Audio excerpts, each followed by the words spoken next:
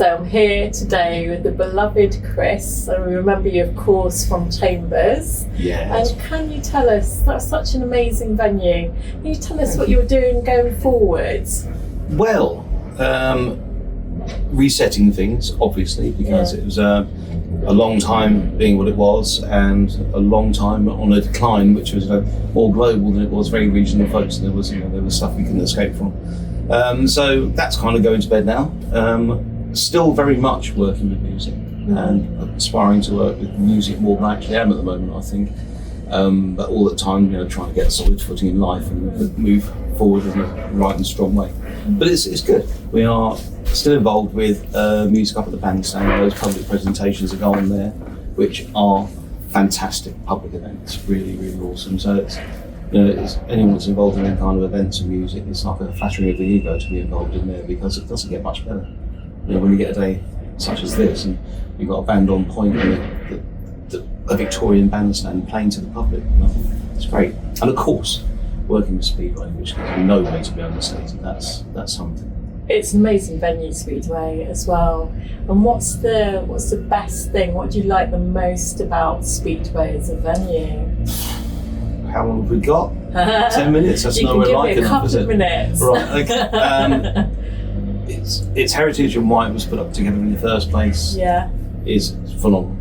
Phenomenal. It's walked a road of its own, which is quite mind-blowing, really, already. And the incarnation of all that work and all that imagination, it just seems, it hits you in waves. I can't even think of the words. When you walk through the door, there's not a single person who walks through the door of Speedway for the first time and doesn't go, oh my, expletive. I've never seen anything like it. This is the coolest venue. And it is the coolest venue. And we've been lucky enough to get involved with Mark around the beginning of this year, because December was when we closed down the Chambers. And he was having a rethink of his model around that time. I think it's possibly the fairest way of putting it, a rethink of the model.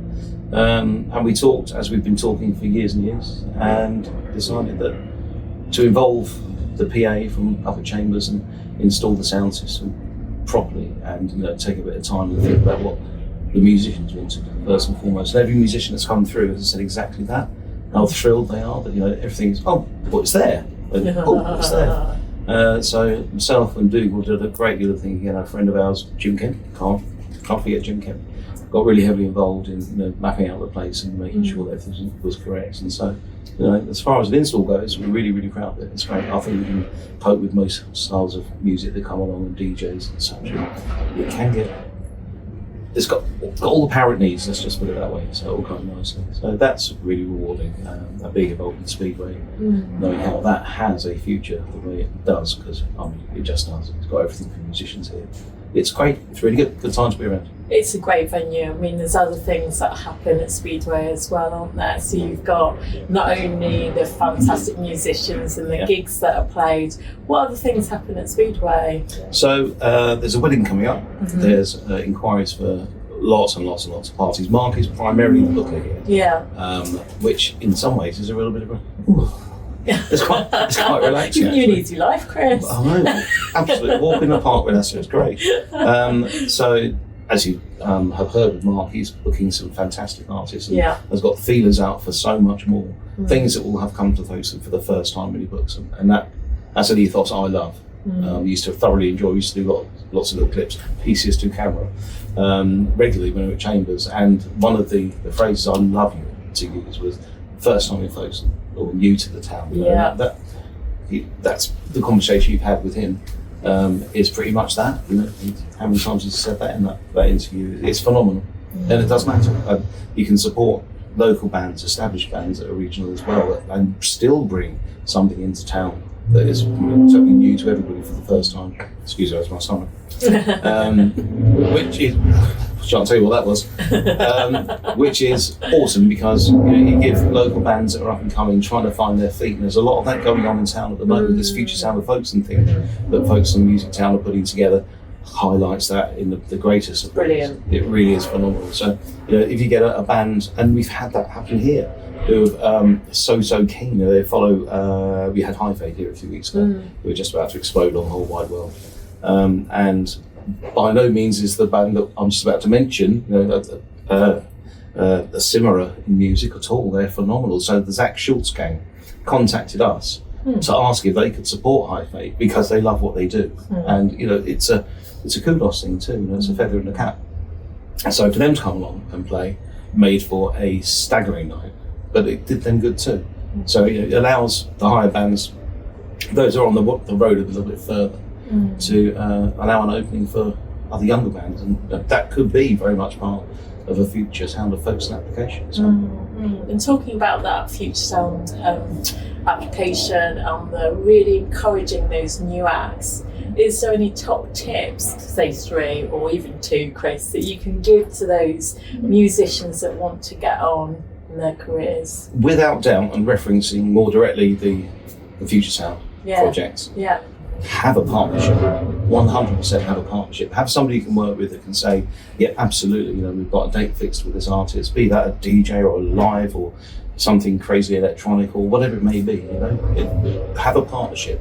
It'll add you a foundation for your application straight away. If you've got a date fixed, even better. If you can show, how you do a proper budgeted spreadsheet for the money that you're going to be spending, then that's just phenomenal. It's everything that a funder needs to see, and we're like a sub-funder working for what comes our way with the applications we make for Arts Council. So the pleasure of being able to actually impart a little bit of help and a little bit of wealth without sounding ridiculous about it to an artist that otherwise wouldn't be able to raise a not insubstantial amount of money. It's got to be helpful. Definitely. So. Tell me a bit more about Folkestone as a music town as well, and how you were involved in that. What's your involvement in Folkestone as a music town? Well, I turned the wrong corner one day, and there was Julia Jones standing there. No, we were friends with and working with Julia a lot at the time. 2017, I think it was. And when she finally came up with, we got it, it was like, wow. And she had a bit of a personal fight with all respect to the council, because there were certain policies that were coming through to them that weren't conducive with making Folkestone Music Town. And it goes like this, and there's little bits of that are still happening now, and it would be nice to have everybody on the same sheet. There's long before Folkestone Music Town became an organisation, and there's now CIC. Folkestone was full of music. It's not the responsibility of Folkestone Music Town as an organisation to all of a sudden bring in swathes and swathes of new music. It's always been a fascination with it here. I think now there's an awareness more, and people are enticed to come here by the impact of the difference it's making. There's a whole month of events through, mate. A whole month. It's phenomenal. Inspired by the Broadstairs Blues Bash, which is a weekend. And Nigel from Broadstairs, the organiser there, I think he kind of in a way dared Sophia to say, "Go on, what can you do?" Never dare Sophia. She's going to go for it, isn't she? And it turned up being a month's worth. Yeah, thanks ever so much, Sophia. And Tim, of course. Without any doubt, couldn't do it. The town couldn't do it without them. And of course, as these new moves come along, and there's waves of interest in it, and people are aware of it, they may not get necessarily involved directly with it. Things can be open to misinterpretation, which is a bit of a shame, but the whole thing with Folkestone Music Town is it is for everybody, and it's accessible by everybody. Definitely. If you don't choose to get involved, then that's absolutely your choice. However, anybody can. Anyone that's dog can get involved. So it's important to realise that if you're on a roundabout with everybody, you can have the same sort of fun they're going to.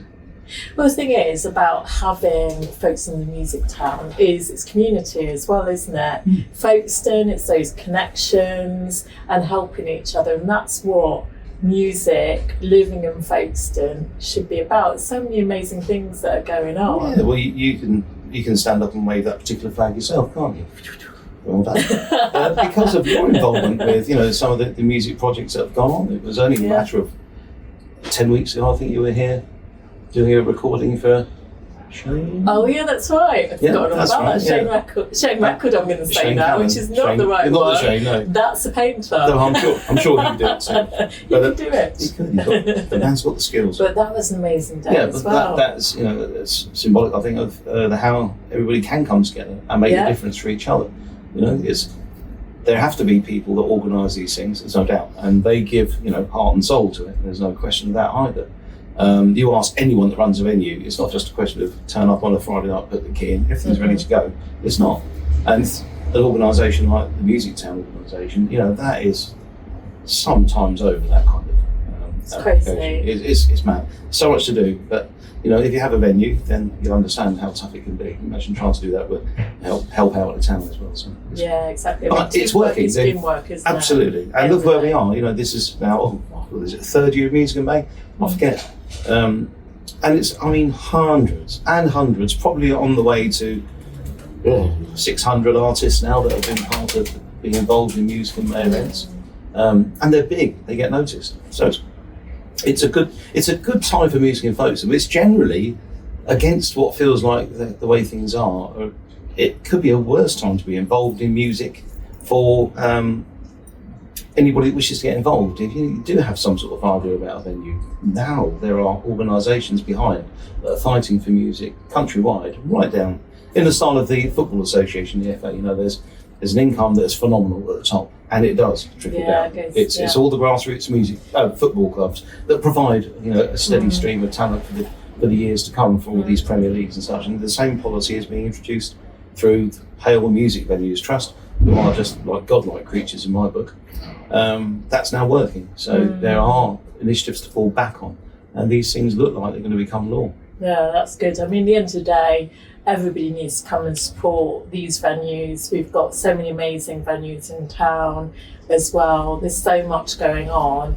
And if people look at Folkestone Music Town website, which is where I go to if you want to know what's going on, that's the place. Yeah. So thank you so much, Chris, for joining me here at Speedway with the flowery garden room, I'm going to call it. It's great. I'll tell you what, there's not a green room, an artist relaxation room like this in Kent. I know, it's beautiful. This venue has got so much to offer. I know, I love it. Thank you so much, and thank you for all you're doing and have done for Folkestone and its music. Appreciate you, Chris. And Liz, thank you. You're welcome.